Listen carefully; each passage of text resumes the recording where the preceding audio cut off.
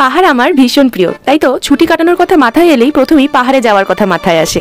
High, আমি পূর্বা।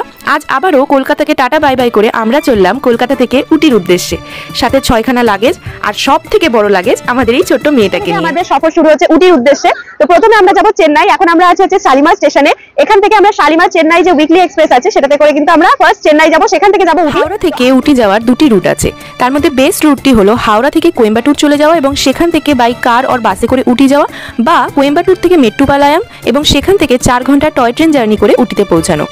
এই কোয়েম্বাটুর থেকে উটির ডিস্টেন্স টোটাল হচ্ছে 85 কিলোমিটার। তবে আমরা এই রুটটা চুজ করিনি, কারণ হাওড়া থেকে কোয়েম্বাটুর যেতে টোটাল টাইম লাগে প্রায় 35 ঘন্টা। আমরা যে রুটটা ফলো করেছিলাম সেটা হলো হাওড়া থেকে চেন্নাই, সেখান থেকে নীলগিরি এক্সপ্রেস করে মেট্টুপালায়াম এবং মেট্টুপালায়াম থেকে টয় ট্রেনে করে উডাগামান্ডালাম বা উটি। আমাদের এই পুরো জার্নির ডিটেলস ভিডিও আমরা আমাদের চ্যানেলে আপলোড করব, তার জন্য অবশ্যই চ্যানেলটাকে